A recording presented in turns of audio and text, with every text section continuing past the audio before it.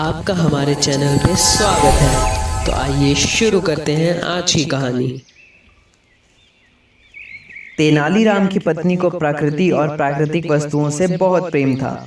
जब भी वह राज उद्यान को देखती तो उसका मन गुलाब के बड़े बड़े फूलों को देखकर ललचाने लगता कि यदि उसे कहीं से गुलाब के फूल मिल जाएं तो वह अपने जूड़े में लगा ले। किंतु राज उद्यान से फूल तोड़ना तो चोरी का अपराध माना जाता था, मगर वह राजा की आज्ञा की परवाह किए बिना अपने पुत्र से चोरी से एक फूल रोज मंगवा लेती थी।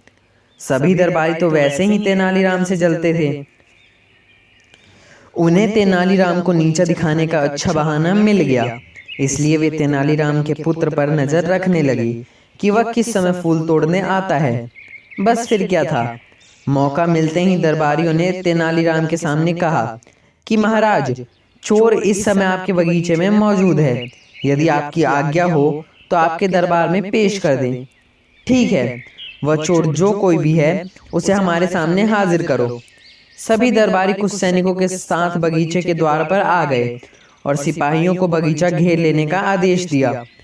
वे लोग तेनालीराम को भी अपने साथ लाए थे और उन्हें पूरी बात बता भी चुके थे कि वह चोर और कोई नहीं, आपका बेटा है।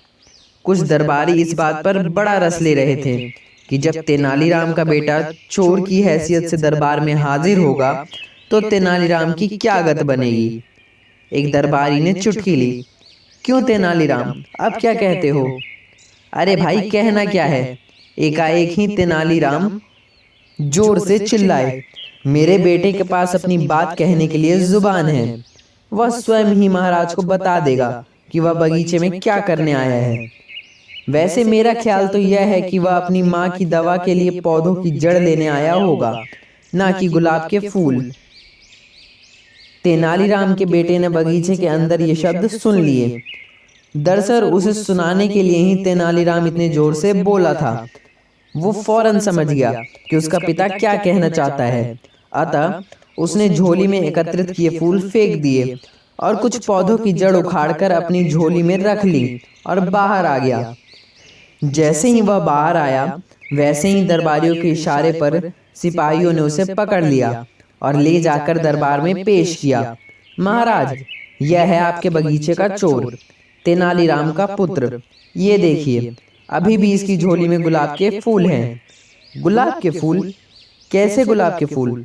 तेनालीराम के बेटे ने अपनी झोली में से सारी जड़ें महाराज के सामने फर्श पर डाल दी और बोला, मैं तो अपनी माँ की दवा के लिए पौधों की कुछ जड़ें लेने आया था।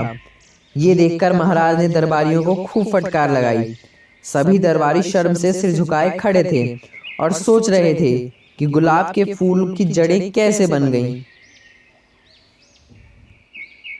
अगर आपको हमारी ये वीडियो पसंद आई हो तो हमारे इस चैनल को लाइक एंड सब्सक्राइब जरूर करें।